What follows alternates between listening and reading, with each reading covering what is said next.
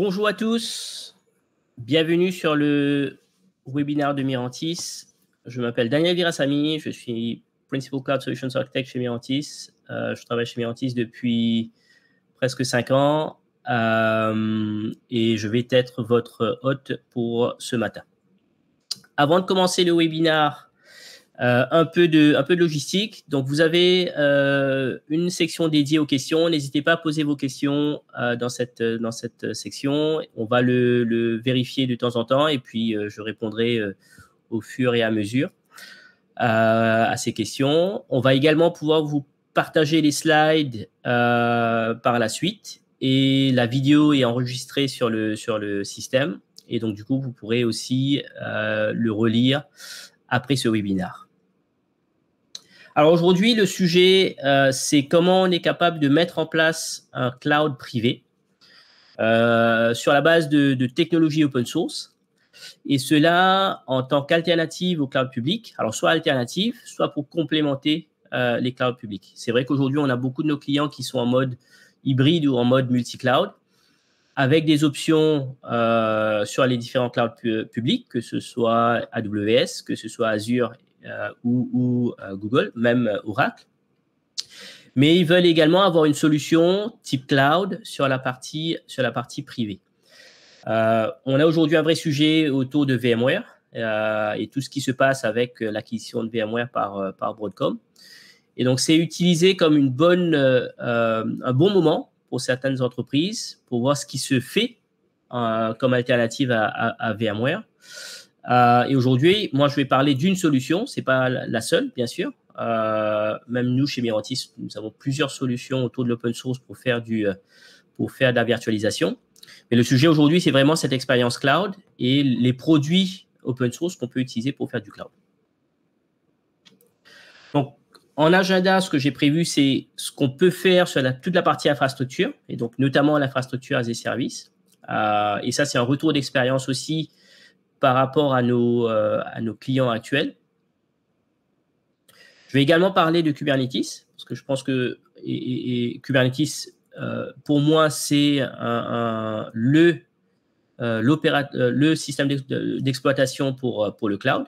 Et donc, ça nous permet d'avoir une certaine agnosticité par rapport aux technologies cloud. Et donc, c'est pour ça que je vais en parler. Et également, par la suite, je vais parler de frameworks qui sont reliés aux applications. Et là, je vais prendre parti de parler de frameworks qui sont plutôt spécialisés et non pas génériques. Et pourquoi pourquoi j'intègre ce type de framework spécialisé sur les différentes strates du cloud privé. Alors, un peu de retour aux sources. Alors, pourquoi l'open source? L'open source a effectivement plein d'avantages et d'inconvénients. Mais pourquoi open source? C'est pour la bonne et simple raison que l'open source permet de garantir une certaine souveraineté. Vous pouvez à n'importe quel moment télécharger le code source de ces différents projets et avoir la capacité de reconstruire les applications ou la plateforme et l'utiliser. Et cela, peu importe le changement de contexte. Donc, ça peut être un changement de contexte par rapport à la licence, ça peut être un changement de contexte par rapport à la situation géopolitique. Vous avez à un moment donné, à un instant T, la possibilité de télécharger le code source et de l'utiliser, et de continuer à l'utiliser.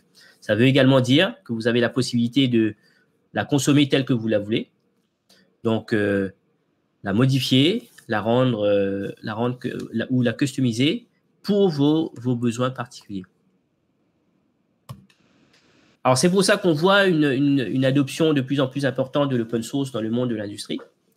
Cela sur différents niveaux. Ça peut être le système d'exploitation. Linux est un très, très bon exemple. Aujourd'hui, nous avons énormément d'assets Linux au sein des systèmes d'information. Nous avons également énormément d'assets de bases de données, que ce soit avec du SQL, donc MySQL, MariaDB, Postgre, MongoDB, Redis, Kafka. Vous avez énormément d'assets autour des bases de données qui viennent du monde de l'open source. Et malgré les changements de licence autour de certaines de ces technologies, vous avez toujours cette option d'utiliser ces solutions. Et encore une fois, de récupérer le code source et de le reconstruire tel que vous le voulez.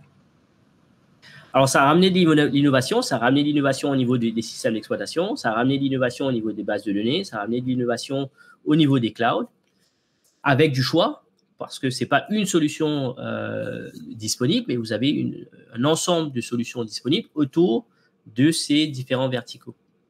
Bien sûr, l'open source vient avec ses challenges, mais ces challenges sont adressables.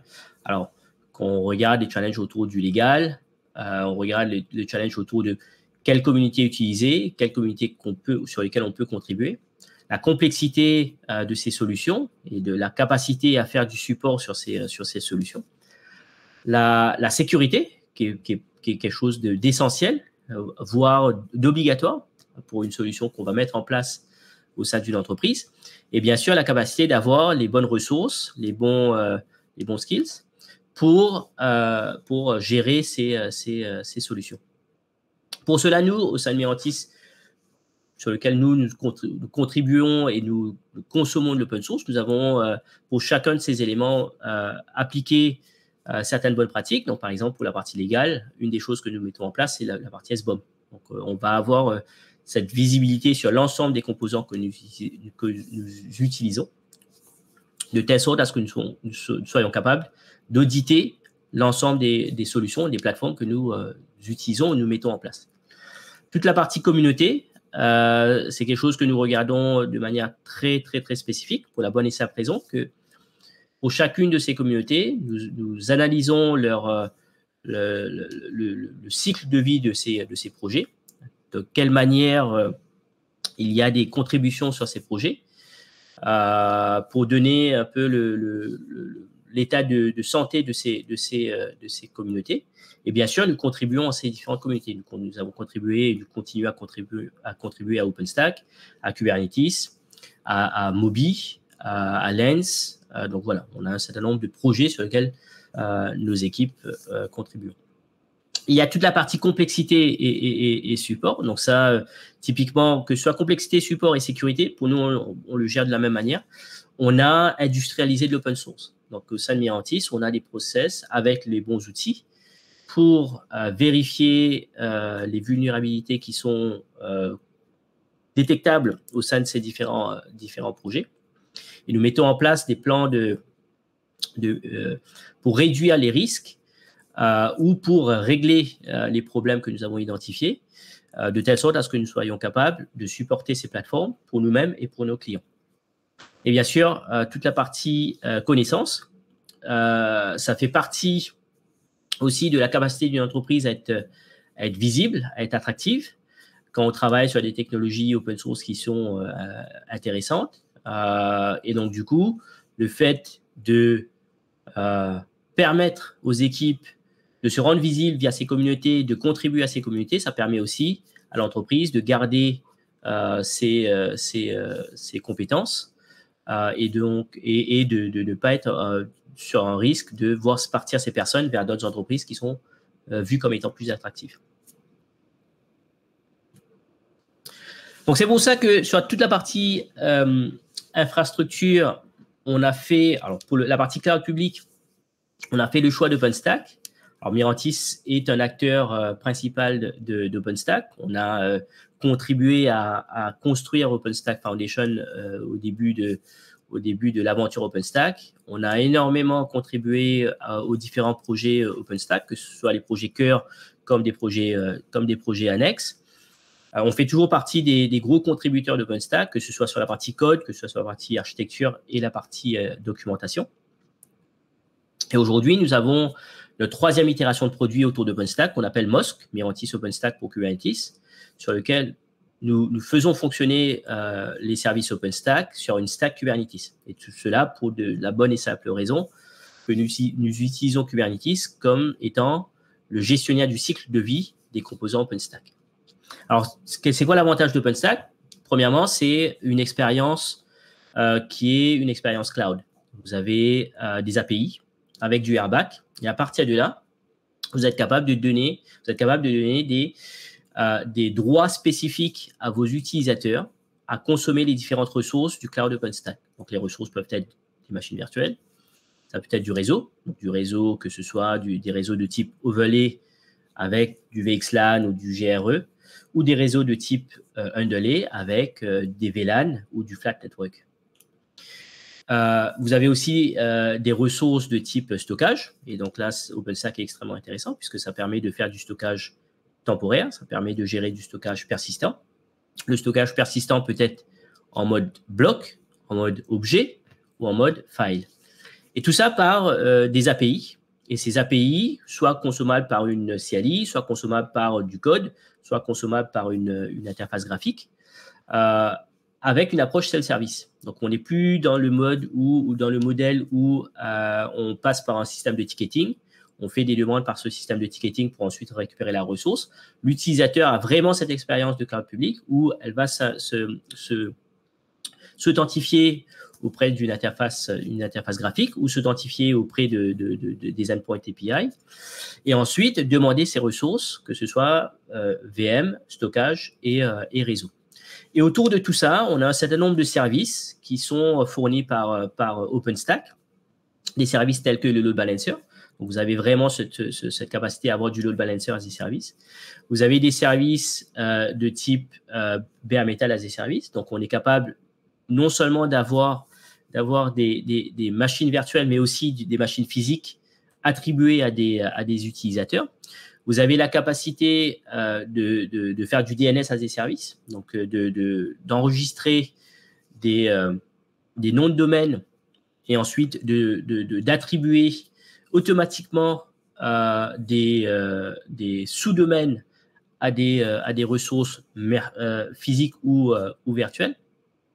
Et bien sûr, OpenStack va également intégrer un certain nombre de services pour rendre les machines virtuelles ou les machines physiques hautement disponibles avec des notions de ce qu'on voit un peu sur VMware, avec des notions de DRS, où on va migrer les machines d'un nœud vers un autre nœud pour équilibrer les charges au sein du cloud, des notions de haute disponibilité des machines, où on va surveiller une instance VM et ensuite la reconstruire si jamais il y a un souci au niveau de la VM. Donc voilà, on a tous ces mécanismes plutôt de type entreprise pour rendre ces services le plus fiable possible. Alors oui, OpenStack dans le passé était connu comme étant une stack compliquée à mettre en place. Un peu comme Linux, au début de sa vie, c'était quelque chose qui était assez compliqué à utiliser. Il fallait recompiler le noyau, il fallait avoir la capacité de comprendre quelles étaient les options à bien activer ou pas au niveau du noyau pour ensuite le recompiler pour avoir un système d'exploitation tel qu'on le voulait. OpenStack, c'est un peu la même chose. Au début, c'était un petit peu plus compliqué à mettre en place. Aujourd'hui, 10 ans après la création de ce projet, on est dans une phase de maturité où on voit que on a un cœur OpenStack qui est extrêmement stable, qui fournit des services extrêmement fiables. Et c'est pour ça que vous avez des entreprises ou des entités telles que le CERN qui utilisent massivement OpenStack en mode consommer open source, où ils vont venir contribuer parce qu'ils ont cette volonté de venir contribuer et l'utilisent à très, très grande échelle. Donc, c'est quelque chose qui fonctionne à grande échelle. On a plein de cas de succès connus sur le marché. Mirantis, avec ses clients publics tels que Ericsson, tels que Booking.com, tels que Inmarsat, ont prouvé que c'est des solutions qui marchent très bien dans un cadre entreprise. Voilà. Donc, pourquoi ça marche dans un cadre entreprise? C'est parce qu'on accompagne ce projet open source et on industrialise ce projet open source autour d'un framework ou d'un cadre qui est pour faire de la bonne architecture. Voilà. Donc, pour reprendre un peu le wording des clouds publics, on a parlé de landing zone, maintenant je vais parler de well architected framework. Et donc, typiquement, on va adresser 5 piliers, que ce soit... on va commencer par la sécurité. Donc, la sécurité, c'est effectivement job zéro. Donc, on va pas renier sur cet élément. On va mettre en place, quand on va mettre en place des clouds OpenStack, on va mettre en place certaines bonnes pratiques tels que donner des privilèges réduits aux utilisateurs, utiliser la notion de multitenant. Donc, au sein d'OpenStack, on a cette notion forte de multitenant. Et au sein d'un tenant, on a certains droits et on n'a pas de droits, du coup, au sein de d'autres tenants. Donc, on est capable d'isoler de manière très forte les différentes ressources, que ce soit VM, que ce soit volume, que ce soit réseau. On a également cette notion d'intégration au sein de composants entreprises. Donc, cette intégration peut être liée aux machines physiques. Donc, sur quelle machine est-ce que telle solution va marcher? Donc, aujourd'hui, nous, chez Mirantis, on part du principe qu'on ne va pas spécifier un vendeur de machines physiques spécifiques. On va vérifier un certain nombre de choses en termes de compatibilité du système d'exploitation, compatibilité des drivers, compatibilité des différentes ressources disponibles, nombre de CPU et de mémoire disponibles notamment.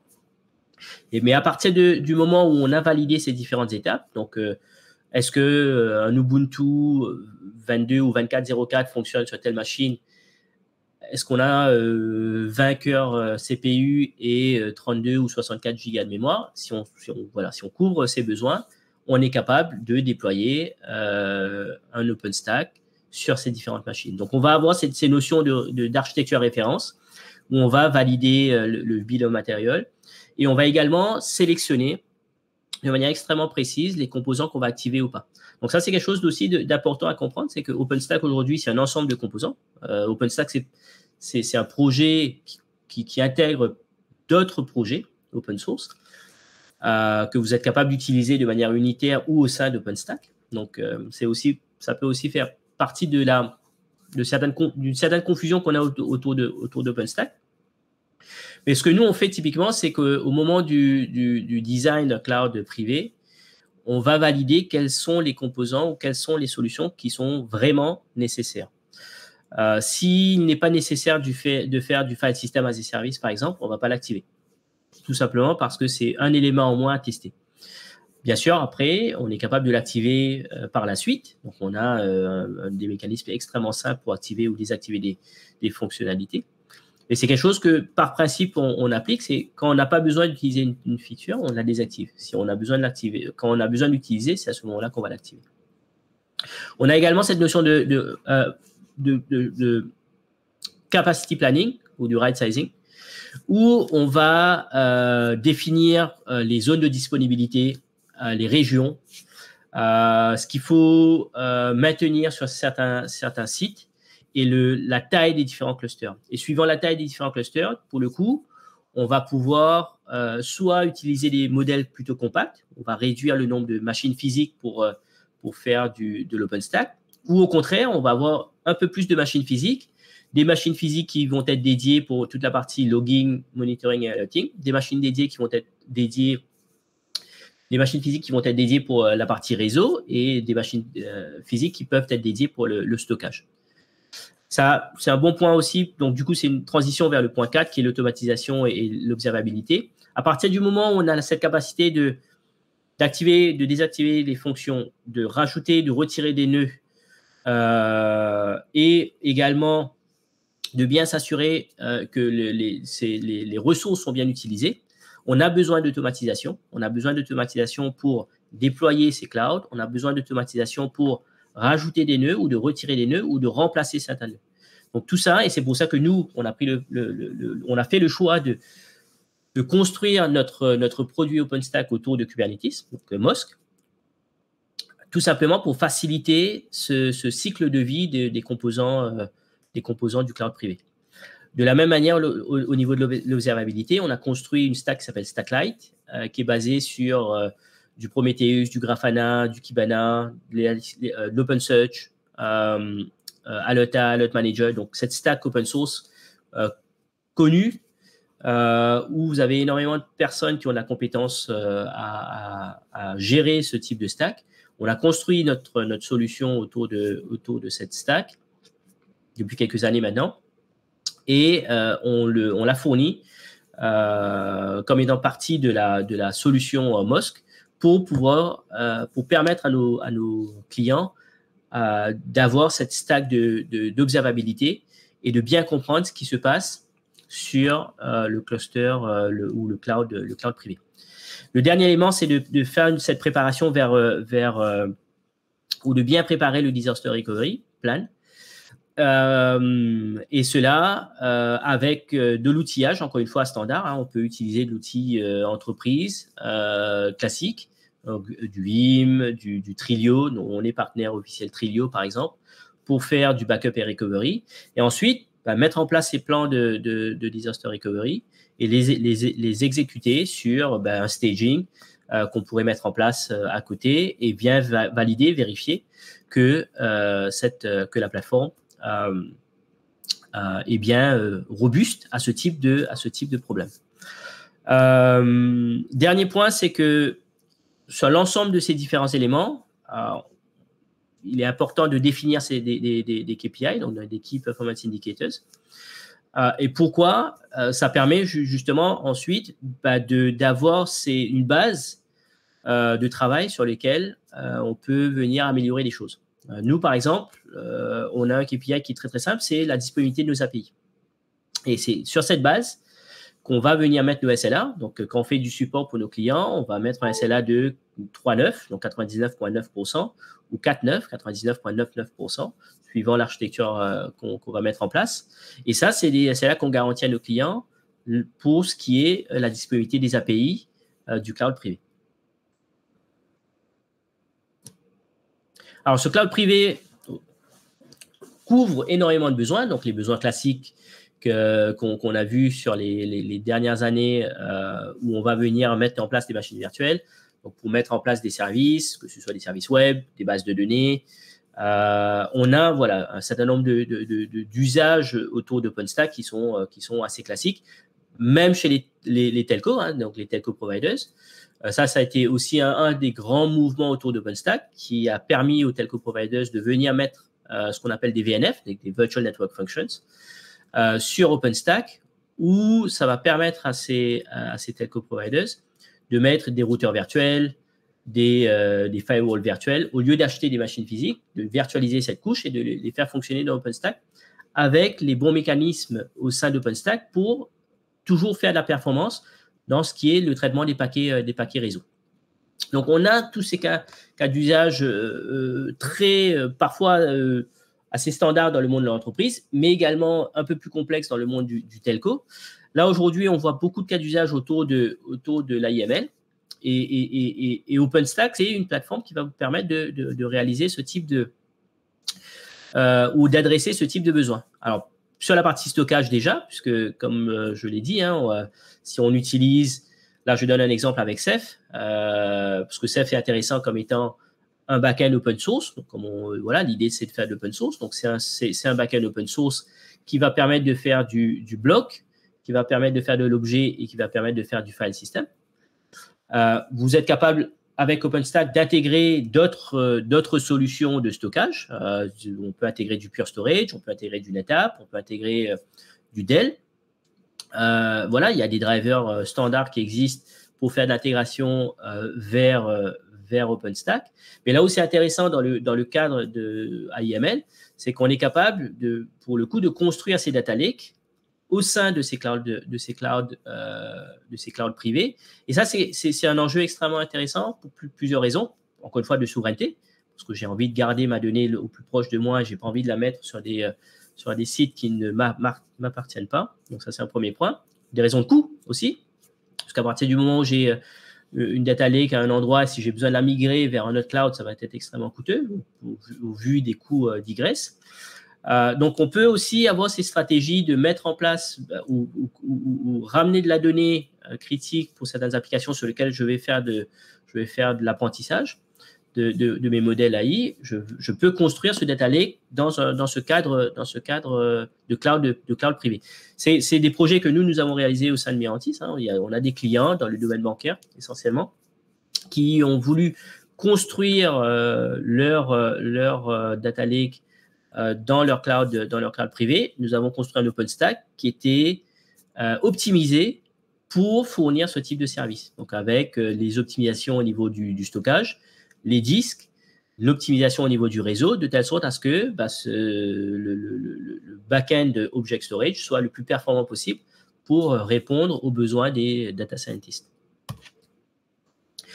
Ensuite, la deuxième partie de la partie intelligence artificielle, c'est comment je consomme ma ressource compute. Alors, je peux avoir une ressource compute avec des GPU via le service Bare Metal as a Service. Donc, encore une fois, OpenStack permet de pas seulement donner des machines virtuelles, mais également donner des machines physiques à des utilisateurs. Donc, via la même interface, via la même API, dire au lieu d'avoir une machine physique, je veux demander une machine physique. Pardon, au lieu d'avoir une machine virtuelle, je demande une machine physique. Donc, dans ce cas-là, s'il y a des GPU qui sont attachés à cette machine physique, l'utilisateur peut consommer avec son application, consommer entièrement les différents GPU. Le deuxième modèle, c'est avec des machines virtuelles. Donc là, il y a deux mécanismes. Soit via ces machines virtuelles, on attribue le GPU dans son entièreté à la machine virtuelle, donc avec les GPU pass-through.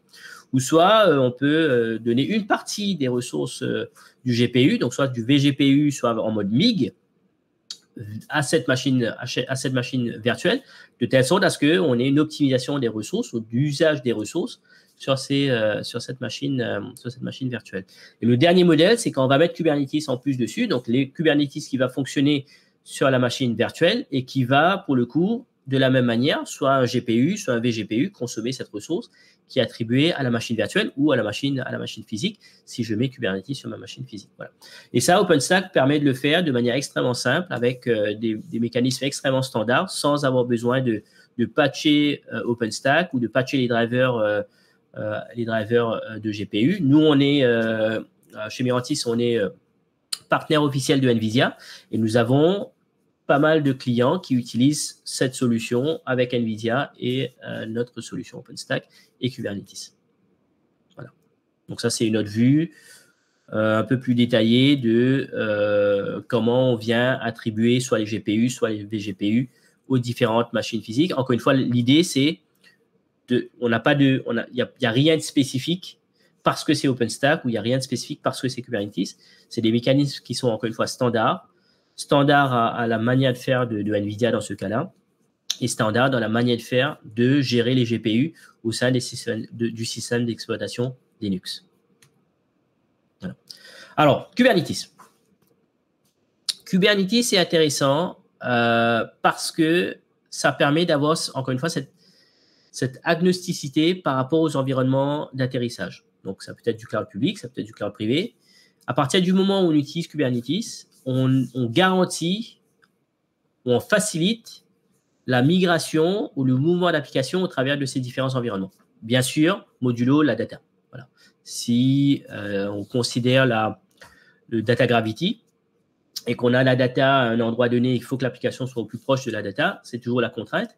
Mais si on parle de stateless, si on parle on n'a pas cette contrainte forte autour de la data, dans ce cas-là, on a cette capacité de bouger d'un environnement vers un autre de manière extrêmement simplifiée via Kubernetes parce que c'est cette solution, cette plateforme qui va fonctionner de manière équivalente sur l'ensemble des différentes plateformes.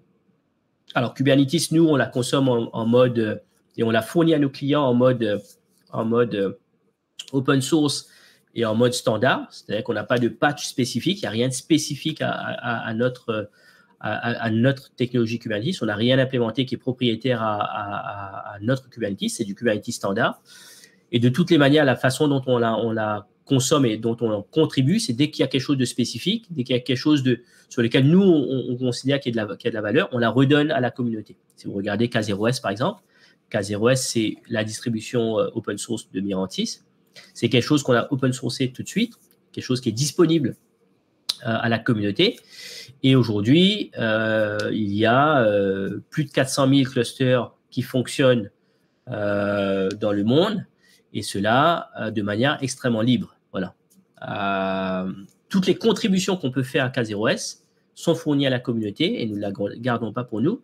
On travaille vraiment dans ce mode de je développe dans l'intérêt de la communauté, je redonne tout à la communauté. Et si des clients ont besoin de support entreprises avec des SLA sur ces solutions, Mirantis fournit des souscriptions de support sur ces solutions.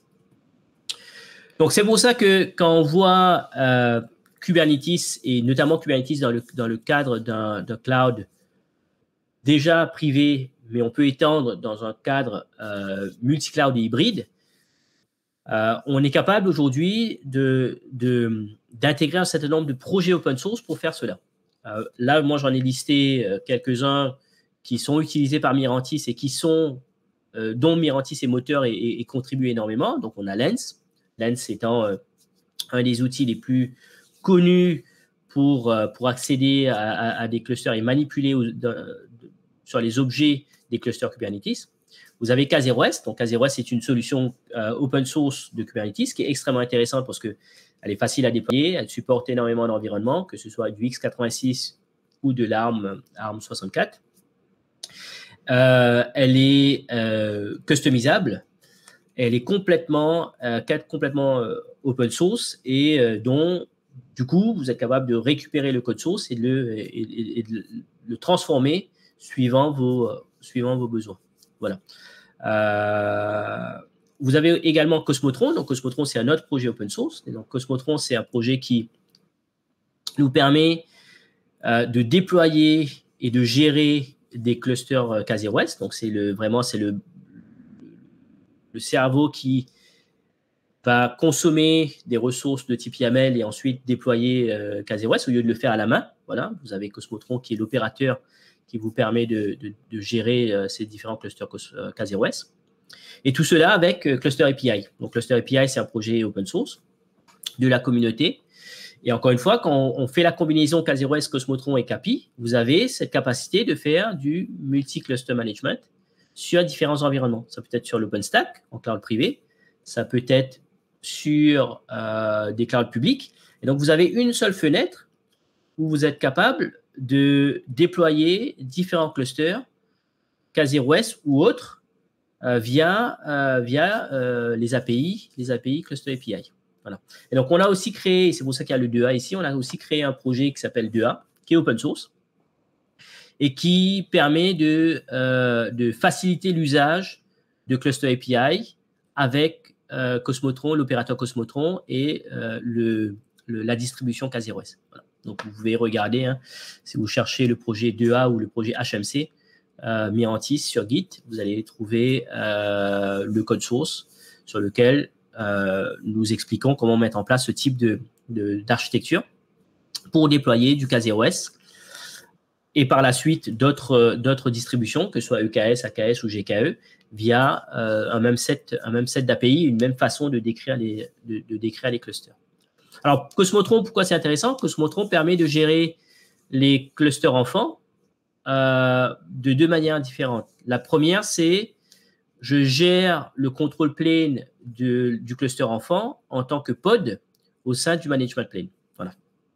Donc, dans ce cas-là, je n'ai pas de nœud dédié, je n'ai pas de machine virtuelle ou de machine physique dédiée pour faire fonctionner le control plane. Le control plane fonctionne en tant que pod dans le management cluster. C'est uniquement les workers qui vont fonctionner dans les machines virtuelles ou dans les machines physiques.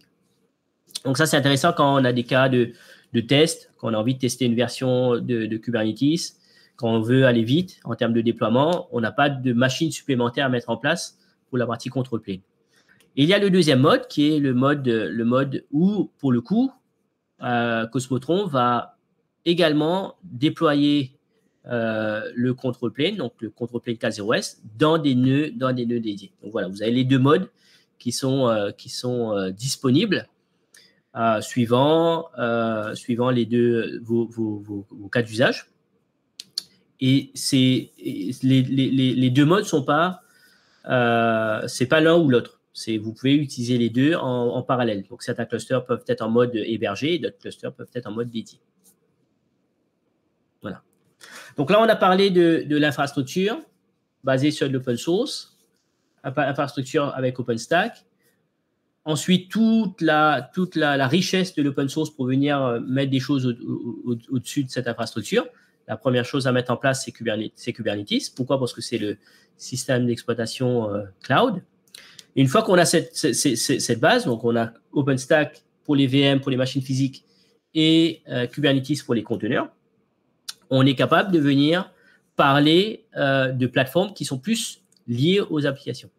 Alors là, je vais parler vraiment de frameworks qui sont ou de plateformes qui sont spécialisées. Bien sûr, vous avez des plateformes qui sont un peu plus génériques. On peut parler d'Argo, on peut parler de GitLab.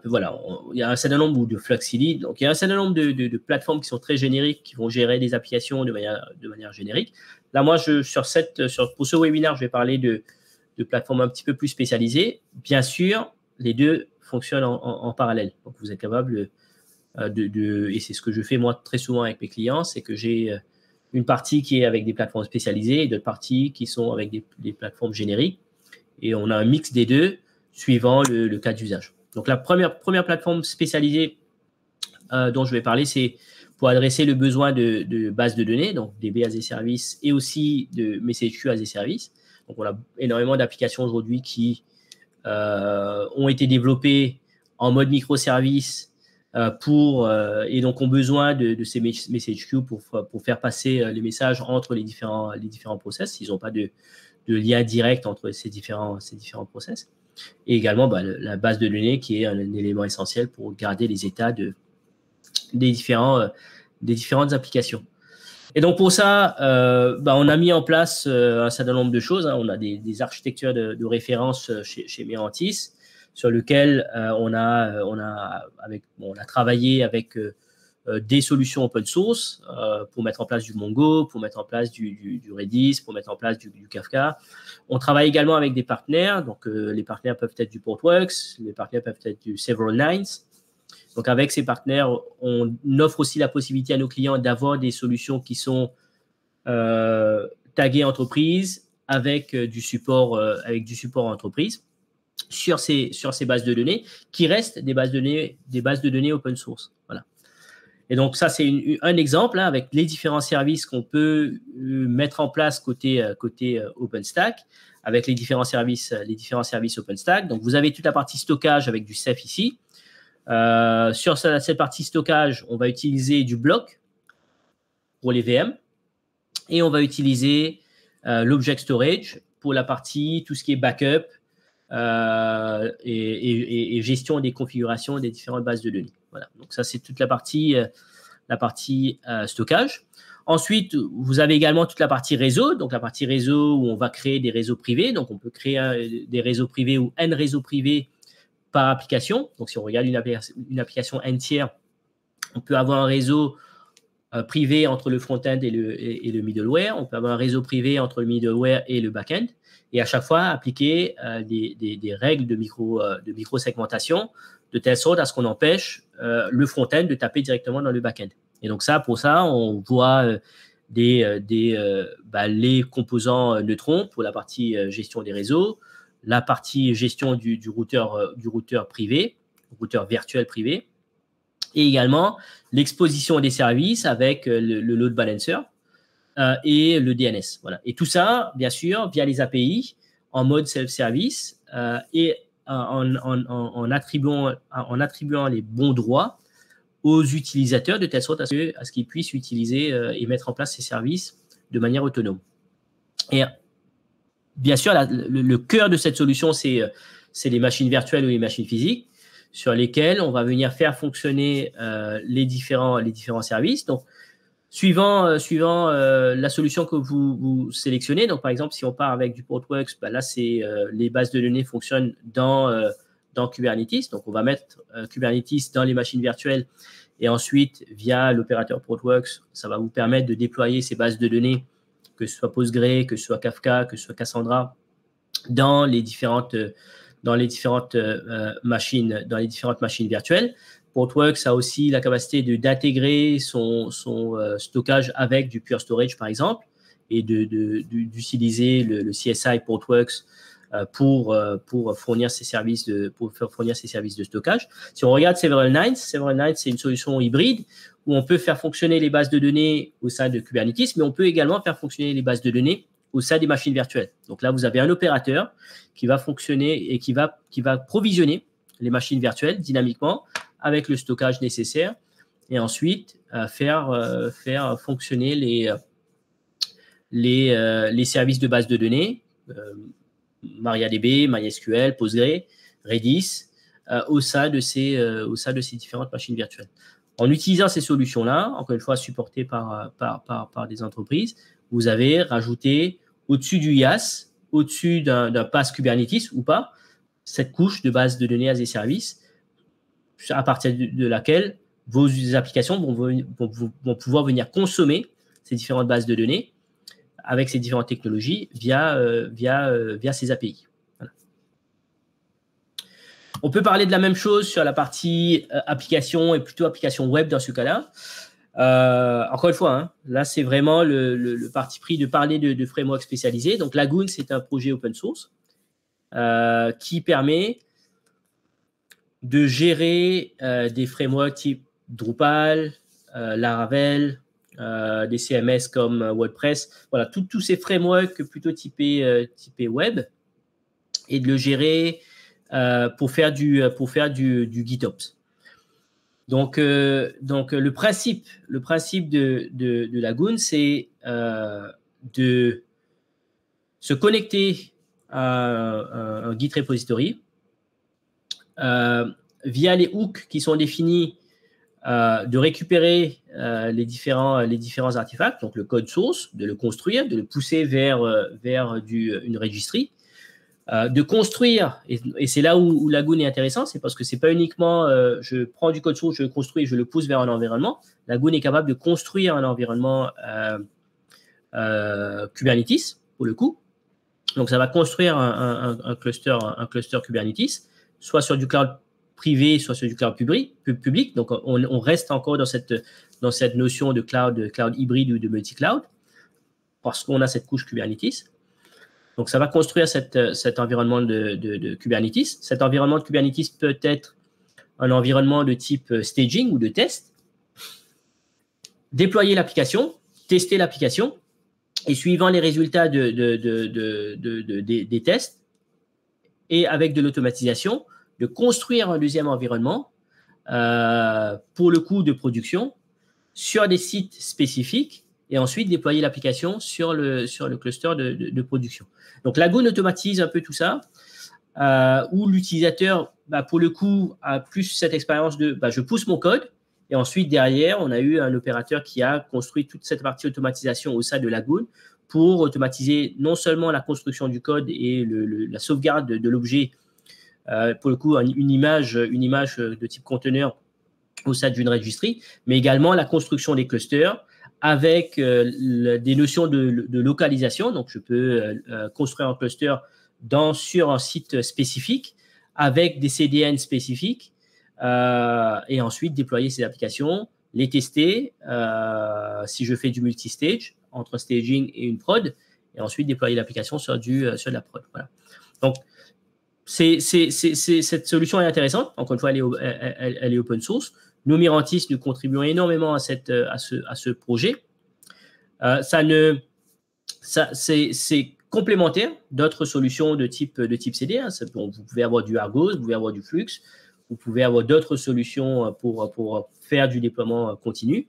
Mais Lagoon complémente également cette solution ou cette plateforme avec, encore une fois, cette spécialisation sur ces environnements de type web.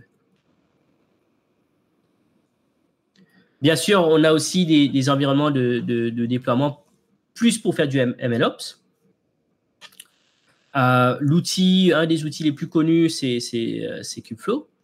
Ça, c'est quelque chose que nous avons également mis en place, travaillé pour amener de la valeur à nos clients. Vous pouvez faire du MLOps avec des outils, encore une fois, génériques. Alors, pourquoi Kubeflow? C'est parce que Kubeflow intègre énormément d'outillages clés en main, que ce soit pour la gestion de vos notebooks, avec du Kubeflow Notebook, la gestion des pipelines, avec des K-pipelines, le dashboard centralisé pour observer et voir un peu tout ce qui se passe. Et notamment, c'est intéressant à partir de cette étape, hein, donc à partir du moment où le data scientist a fait la préparation de sa data et commence à réaliser tout ce qui est expérimentation et apprentissage du modèle pour ensuite le distribuer. C'est là où Kubeflow est extrêmement intéressant. L'intégration avec les registries, donc des registries pour gérer les modèles, donc ça peut être des registries privées, ça peut être des registries publiques. Vous avez toute cette intégration de différentes registries. Et vous avez, pour le coup, les opérateurs, que ce soit pour le Spark opérateur, le KServe, Catlib et Training opérateur, qui vont permettre aussi de desservir et distribuer ces différents modèles de manière simplifiée, sans avoir besoin de mettre en place d'autres outils ou d'autres façons de faire pour venir partager ces modèles. Voilà. Donc nous avons fait une intégration spécifique autour de Kubeflow pour permettre de faire cet apprentissage avec aussi des notions d'identification et de SSO, et cela dans un cadre de Kubernetes. Donc, vous avez K0S, vous avez Cosmotron. Et donc, si on regarde un peu comment on est capable de relier un peu tout ça, on a parlé au début du YAS et de sa capacité à faire un data lake. Donc là, on est plutôt sur cette partie préparation. Donc, un data scientist va accéder à son data lake qui fonctionne sur un cloud privé. Voilà. Donc, la donnée est proche d'elle, sur des sites qui sont connus, qui appartiennent à l'entreprise. Donc, vous avez l'entière souveraineté sur cette data. Ensuite, le data scientist va interagir avec le YAS pour demander à avoir du Kubernetes. Donc, Kubernetes qui va fonctionner sur des machines virtuelles. Et donc, avec le projet 2A ou Cosmotron et K0S, vous avez cette capacité à déployer Kubernetes au sein de machines virtuelles sur OpenStack. Donc là, vous avez cet environnement d'atterrissage basé sur Kubernetes qui fonctionne sur des machines virtuelles OpenStack. Encore une fois, le compute est très proche de la donnée parce que votre data lake est juste à côté au sein du même cluster. Et ensuite, le data scientist, via les API de déploiement, va obtenir son environnement Kubeflow sur ce cluster Kubernetes, et à partir de là, va pouvoir venir embarquer son framework préféré et commencer à faire son développement pour la partie expérimentation, pour la partie apprentissage, et une fois que le modèle est obtenu, le partager vers sa registrie qui est sélectionnée. Voilà. Donc ça, c'est un peu l'ensemble des l'enchaînement des différentes étapes. Juste un petit truc que j'ai oublié, c'est qu'au moment de construire son cluster Kubernetes sur la base d'OpenStack, on est capable de venir rattacher une GPU pour justement toute cette partie apprentissage, rattacher une GPU à la machine virtuelle et donc du coup également au Kubernetes qui va fonctionner sur cette machine virtuelle pour accélérer l'apprentissage au lieu d'utiliser du CPU de la machine. Voilà. Donc là, on a vu pas mal de points aujourd'hui. Il nous reste un petit peu de temps.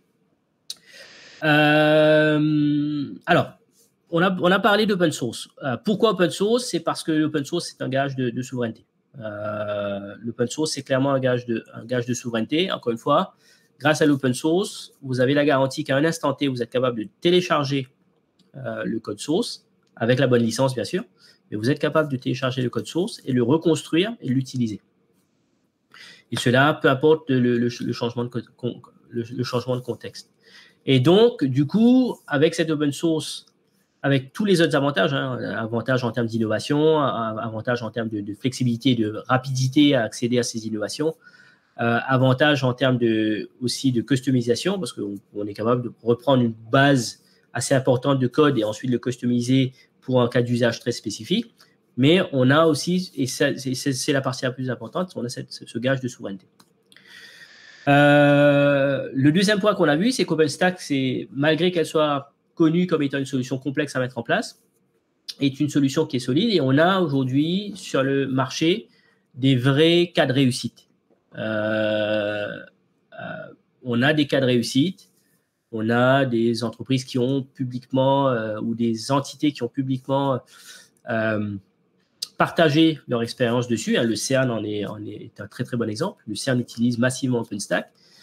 Et je pense que, et c'est ce qu'on vérifie très souvent avec nos clients, c'est que, in fine, malgré la complexité d'OpenStack, il y a un vrai gain un vrai gain économique. À la fin, ce n'est pas une question uniquement de souveraineté, mais il y a vraiment un gain économique, et notamment quand on monte en échelle, quand on a des environnements qui doivent gérer 5 000, 10 000, 20 000, 80 000 machines virtuelles. À cette échelle, on a un vrai gain économique entre OpenStack et d'autres solutions qui sont pas open source. Parce que ces entreprises sont capables d'avoir des modèles de support mixtes, avec une partie gérée en interne et d'autres parties gérées avec des partenaires. OpenStack est aussi extrêmement solide et fiable sur son cœur. Donc, tout ce qui est gestion des VM, tout ce qui est gestion du réseau, tout ce qui est gestion du stockage. Donc, tout ce qui est infrastructure et services, OpenStack est extrêmement solide. OpenStack, aujourd'hui, n'a pas pour vocation de fournir via les API OpenStack tout ce qui est applicatif. Donc, tout ce qui est DB, tout ce qui est Cube. Voilà, il y a d'autres solutions qui, aujourd'hui, qui existent et qui fonctionnent très, très bien. Utilisons OpenStack pour ce qu'il est fait et pour comment la communauté aujourd'hui le supporte, ce qui est l'infrastructure as a service. Voilà. Rajouter Kubernetes au-dessus, parce que c'est ça qui va faire le lien entre l'infrastructure et l'application. Donc, c'est vrai que moi, je ne considère pas Kubernetes comme étant une infrastructure, parce que moi, je vois plutôt Kubernetes comme étant une extension d'une application, et ça va venir rajouter des choses au sein de cette application qui sont normalement un peu plus compliquées à mettre en place quand on a uniquement l'application. Quand on peut parler de haute disponibilité de l'application, donc on veut gérer plusieurs réplicas. Suivant la technologie, on avait dans le passé plusieurs façons de faire. Aujourd'hui, avec Kubernetes, c'est vrai qu'on a une façon simplifiée de gérer plusieurs réplicas de ces applications. Donc, pour moi, je vois Kubernetes comme étant une extension d'application. Donc, on bouge un peu de philosophie entre Kubernetes comme étant une infrastructure avec plutôt du namespace as a service. Donc, j'ai un gros cluster et je vais segmenter par namespace et je vais gérer l'ensemble de mes applications dans ces différents namespaces. Et donc, on a d'un côté cet avantage de gérer qu'une seule plateforme et d'un autre côté le désavantage de ne plus avoir un peu tout ce que Kubernetes amène en termes de flexibilité, d'indépendance entre les applications. Donc, partir plutôt avec Kubernetes et l'utiliser plutôt comme, encore une fois, cette extension d'application. Et donc là, on est plutôt sur du Kube as a service. Donc, Kubernetes as a service où au sein d'un Kube, je vais avoir une application ou un ensemble d'applications ayant les mêmes caractéristiques. Ça permet de réduire un peu ça permet de redonner un peu cette flexibilité aux utilisateurs de Kubernetes et de regagner un peu cette indépendance entre les différentes applications. Un exemple très, très simple, je peux avoir une application qui fonctionne, validée, testée sur une version 1.28 et une autre qui souhaiterait aller sur une 1.31, mais qui ne peut pas parce qu'il y a l'autre application qui n'est pas prête à fonctionner sur une 1.31. Donc là, on pénalise un peu l'équipe qui voudrait aller sur 1.31 parce qu'il y a des besoins spécifiques sur cette application. Et donc, du coup, on revient un peu sur ce modèle de Kubernetes as a service comme étant une extension, un Kube étant une extension d'une application. Ayant dit ça, encore une fois, Kube, c'est le système d'exploitation du cloud. Ça permet de migrer plus facilement ou avoir de la mobilité d'applicatifs entre ces différents environnements. Mais quand on a du Kubernetes as a service, il faut avoir toute la mécanique, toute l'automatisation, toute l'observabilité pour faire du Kube as a service. Et c'est pour ça que nous, Mirantis, on a développé en mode open source cette stack autour de K0S, qui est la distribution Kubernetes. On a Cosmotron et on a le projet 2A ou HMC.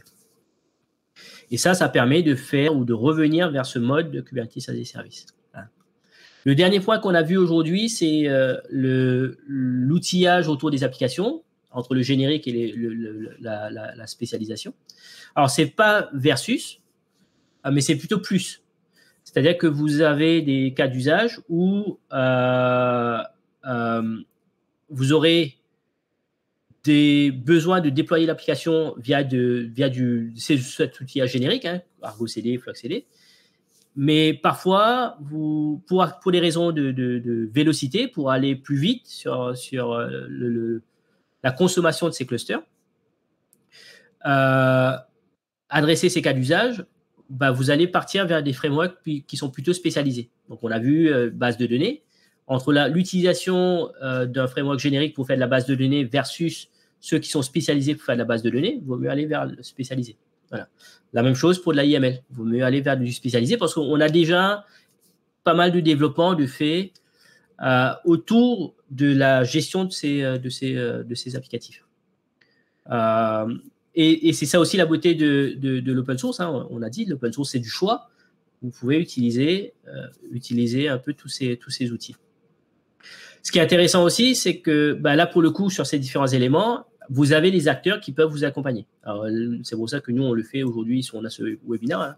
Nous, Mirantis, on est un acteur de l'open source où on industrialise l'open source et on a accompagné depuis les 12 dernières années énormément d'entreprises à consommer l'open source de manière fiable.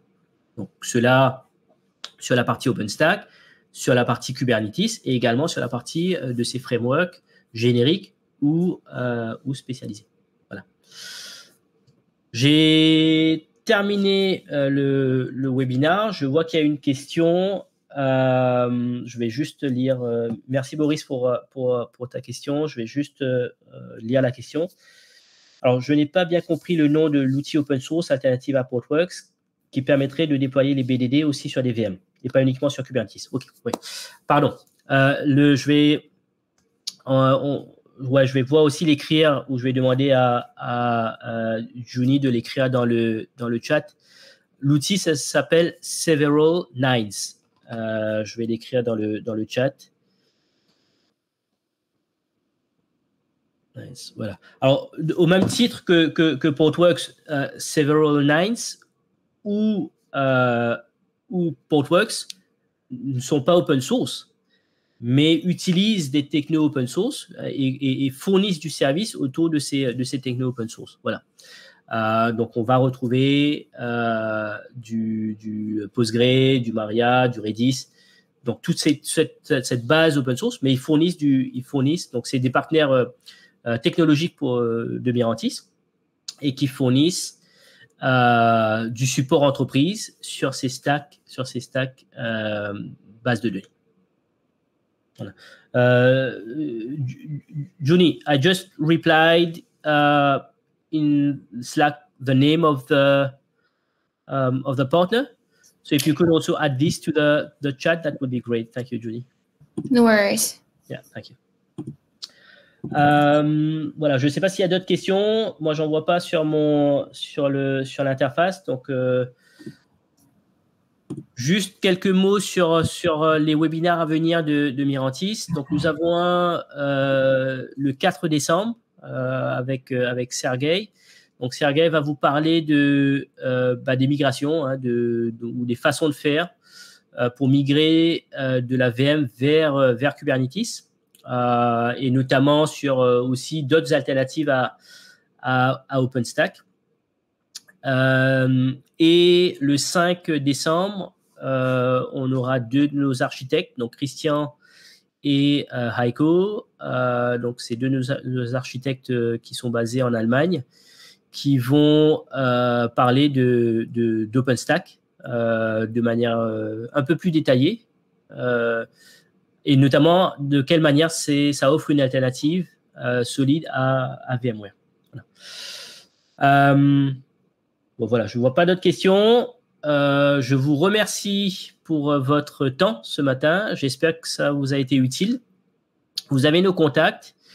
Si jamais vous voulez discuter de points particuliers ou comprendre un peu plus ce que nous faisons, Mirantis, ou en quoi nous contribuons à ces différents projets, que ce soit K0S, Cosmotron, HMC, 2A et d'autres, n'hésitez pas à nous contacter. Nous serons plus que ravis de discuter de ces différents sujets avec vous.